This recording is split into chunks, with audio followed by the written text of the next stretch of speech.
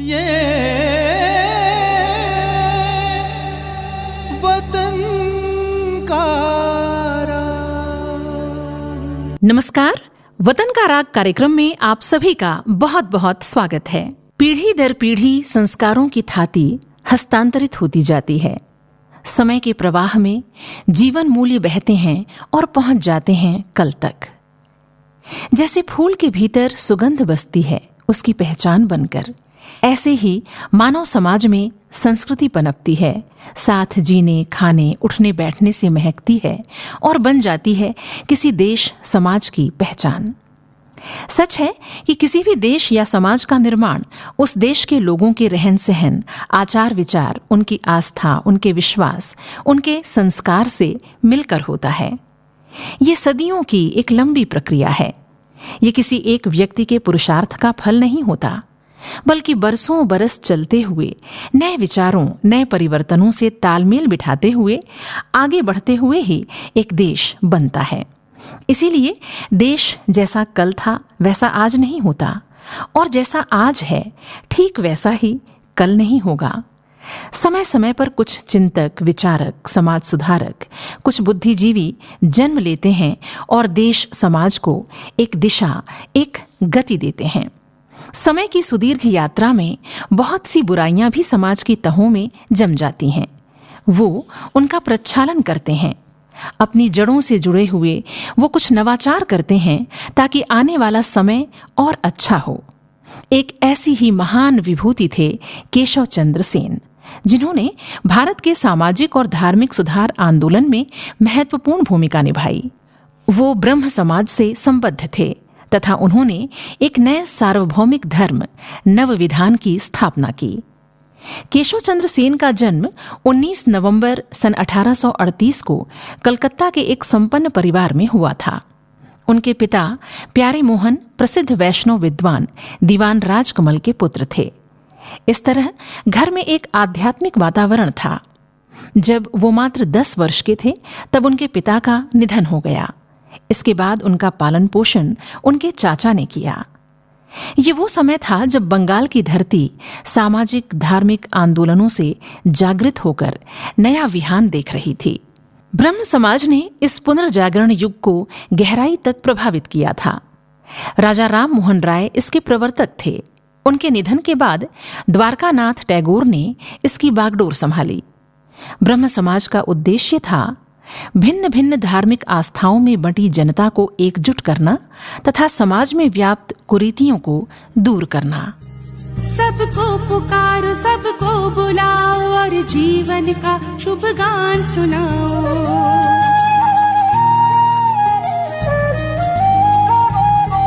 सबको पुकारो, सबको बुलाओ और जीवन का शुभ गान सुनाओ।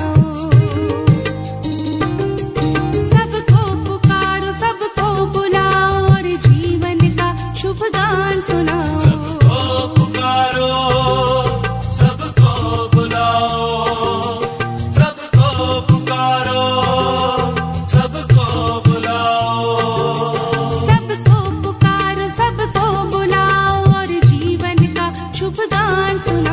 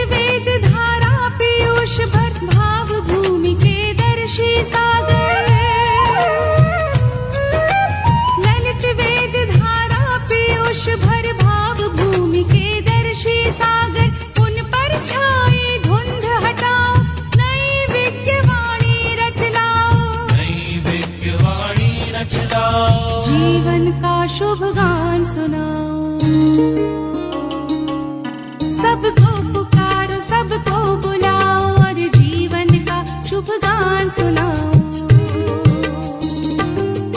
सबको पुकारो, सबको बुलाओ, सबको पुकारो, सबको बुलाओ।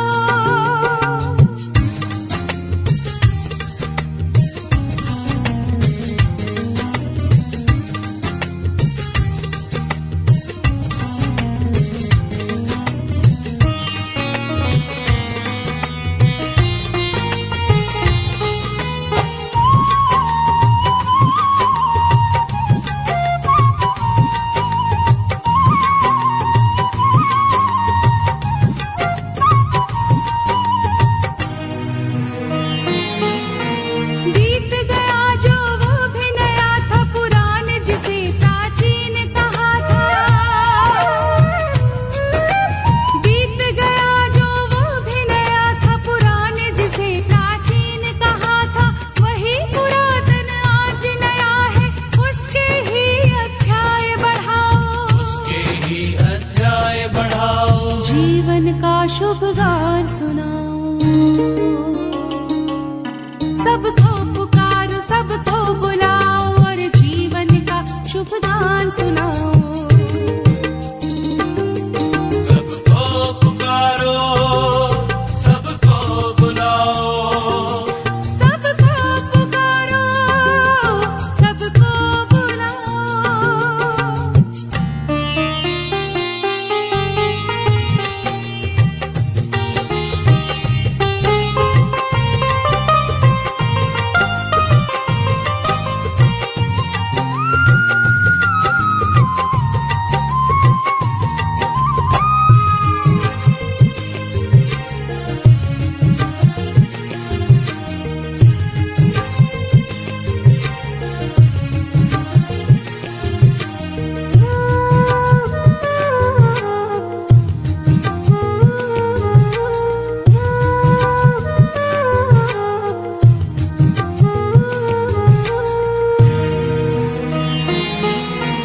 जीर्ण तत्व परिपुष्ट सदा हो, खारापन मधुरिमा भरा हो।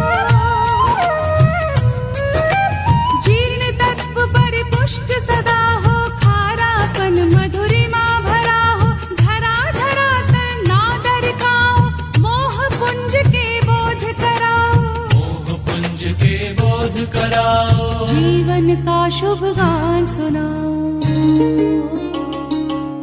सबको पुकारो, सबको बुलाओ और जीवन का शुभ गान सुनाओ।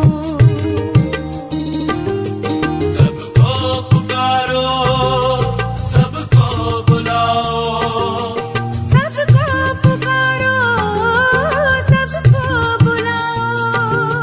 सबको पुकारो, सबको बुलाओ और जीवन का शुभ गान सुनाओ।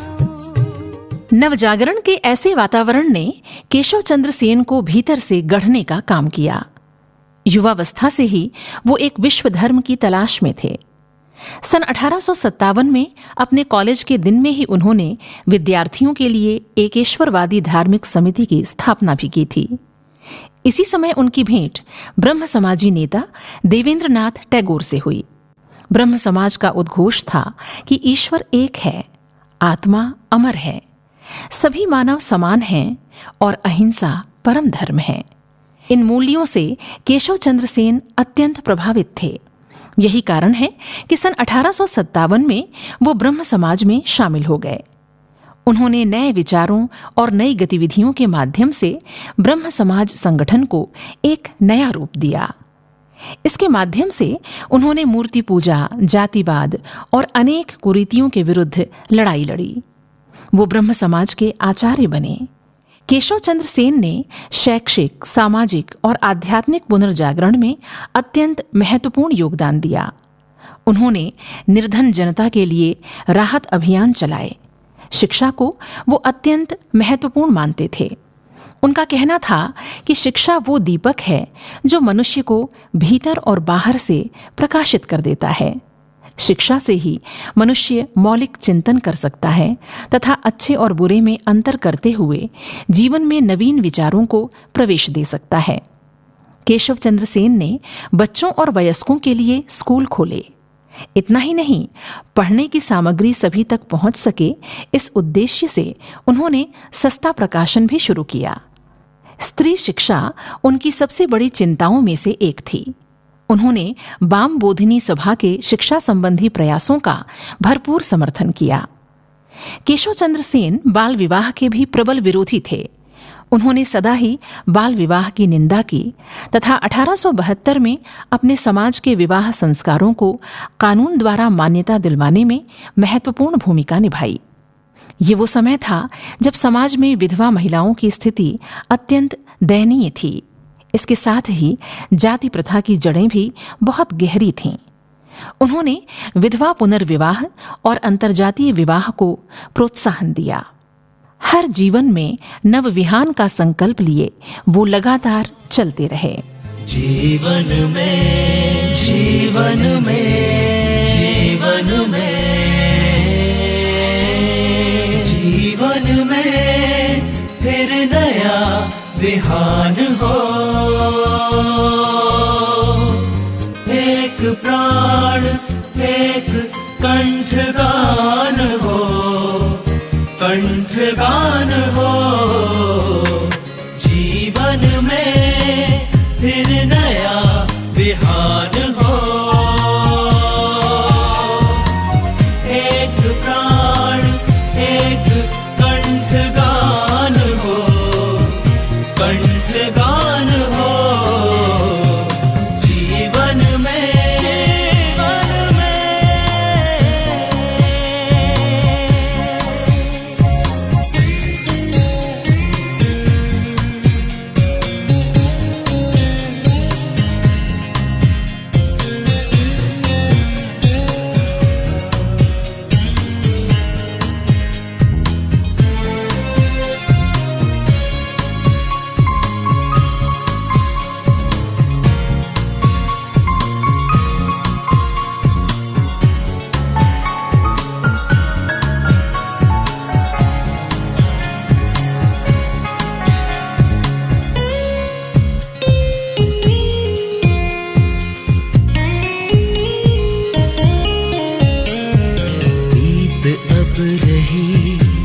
विषाद की निशा देखने लगी प्रयाण की दिशा। बीत अब रही विषाद की निशा देखने लगी प्रयाण की दिशा।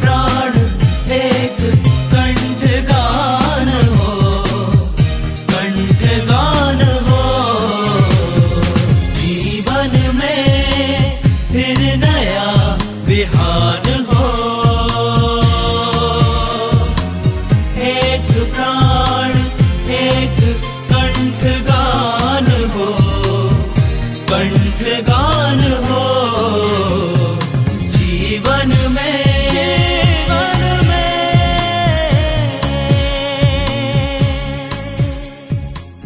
केशव चंद्र सेन आगे की सोच रखने वाले एक महान चिंतक थे। उनकी दृष्टि सदा अग्रगामी थी। वो मानव मात्र को एक मानते थे तथा एक विश्व धर्म की तलाश में थे। समय जैसे जैसे आगे बढ़ा, भावनात्मक स्तर पर एक होते हुए भी देवेंद्रनाथ टैगोर का उनके साथ चल पाना कठिन हो गया। इस कारण केशव चंद्र सेन ने भारतवर्षीय ब्रह्म समाज नामक संस्था की स्थापना की और देवेंद्रनाथ टैगोर ने अपनी संस्था का नाम आदि ब्रह्म समाज रख दिया। केशव चंद्र सेन के नेतृत्व में भारत का ब्रह्म समाज एक महत्वपूर्ण शक्ति बनकर उभरा। उन्होंने सर्वांग उपासना की दीक्षा दी, जिसमें उद्बोधन, आराधना, ध्यान, प्रार्थना, शांति वचन, पाठ और उपदेश प्रार्थना शामिल है। उन्होंने तत्कालीन दार्शनिक विचारधारा को एक नवीन रूप दिया। 1870 में उन्होंने इंग्लैंड की यात्रा की। वसुधैव कुटुंबकम के भाव से वो संसार को देख रहे थे। उनकी इस यात्रा से पूर्व और पश्चिम एक दूसरे के निकट आए तथा अंतर्राष्ट्रीय एकता का मार्ग प्रशस्त हुआ। केशव चंद्र सेन ने एक नए विश्व धर्म की स्थापना की और इसे नाम दिया नवविधान। नवविधान यानी नया धर्म। इसके मूल में भारतीय आध्यात्मिक परंपराएं थीं। इसके साथ ही इसमें पश्चिमी आध्यात्मिकता में जो विचार अच्छे थे उन्हें भी शामिल किया गया था। अपनी नव संहिता में केशव चंद्र सेन ने इस विश्व धर्म के बारे में कहा था कि इसमें समस्त प्राचीन ज्ञान संरक्षित हैं तथा इसमें समस्त आधुनिक विज्ञान की स्वीकार्यता है। विश्व धर्म सभी धर्मगुरुओं, संतों, धर्म ग्रंथों को समान सम्मान देता है। इसमें उन सभी का परित्याग है जो पृथकता या विभाजन उत्पन्न करते हैं। एकता और शांति की अभिवृद्धि करने वाले सभी मूल्य इसमें समाहित हैं। केशव चंद्र सेन अपनी लंबी आध्यात्मिक खोज यात्रा में अनेक विद्वानों, संतों और धर्म गुरुओं से मिले। ज्ञान और तर्क से उन्होंने बहुत कुछ ढूंढा, लेकिन रामकृष्ण परमहंस के सानिध्य ने उन पर बहुत गहरा प्रभाव डाला। उनकी सारी तार्किकता प्रेम और भक्ति की सरिता में प्रवाहित हो गई। रामकृष्ण परमहंस के विचारों ने उन्हें भीतर से बदल कर रख दिया और उन्होंने नवविधान की स्थापना की। ये रामकृष्ण परमहंस के सिद्धांतों पर ही आधारित था, जिसके आधार में थी उस परम शक्ति की माता के रूप में पूजा और एक विचार कि सभी धर्म सत्य हैं। 8 जनवरी सन 1884 को उन्होंने अंतिम सांस ली। नमन ऐसी महान विभूति को।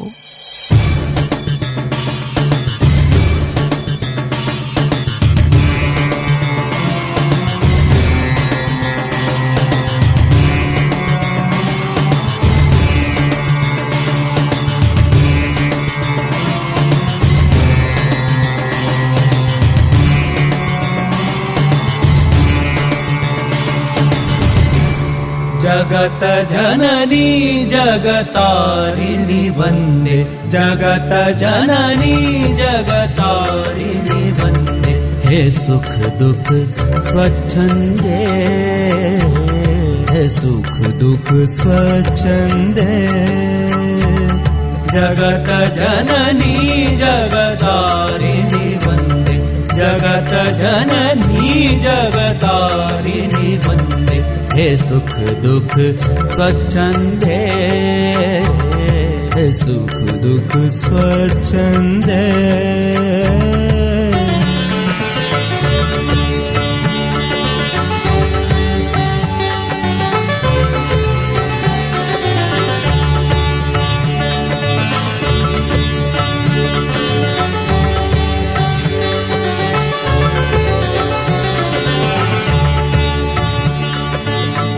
जीवन की पुलकित आशा हो, विभययुक्त विश्वास।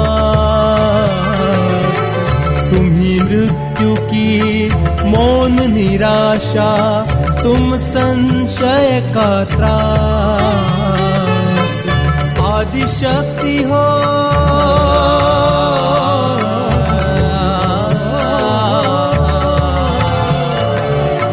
आदि शक्ति हो, अटल भक्ति हो, तुम अनुरिक्त विकास।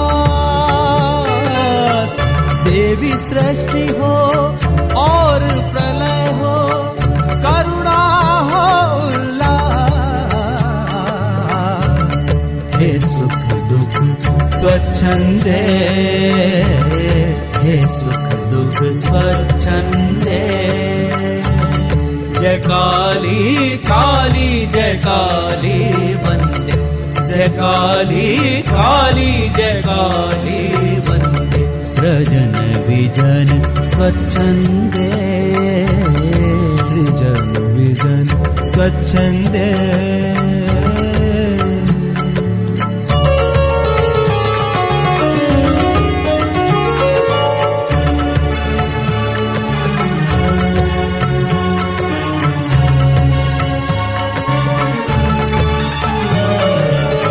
तुम संध्या की निखिल काली माँ, देवी अंत की रात।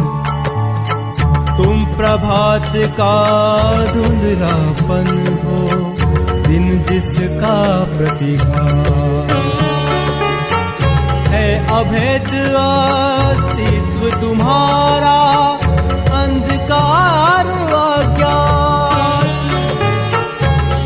वास्तिमय और अस्तिमय, तुम अनंत हो मां। हे सुख दुख स्वच्छंदे, हे सुख दुख स्वच्छंदे। जगत जननी जगतारिणी वंदे, जगत जननी जगतारिणी वंदे। हे सुख दुख स्वच्छंदे, हे सुख दुख स्वच्छंदे। जय काली वंदे, सजन विजन स्वच्छंदे। जय काली वंदे, सजन विजन स्वच्छंदे। जय काली वंदे, सजन विजन स्वच्छंदे। जय काली वंदे, सजन विजन स्वच्छंदे। जय काली वंदे, सजन विजन स्वच्छंदे। जय काली वंदे, सजन विजन स्वच्छंदे। जय काली।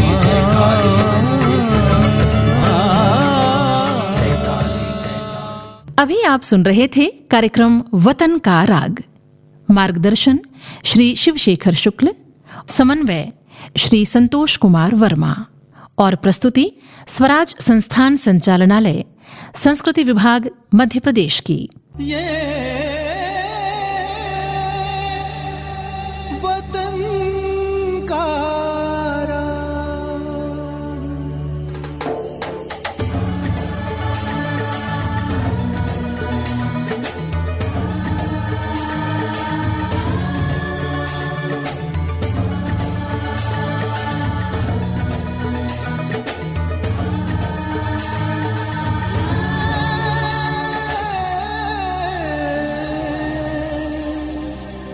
वतन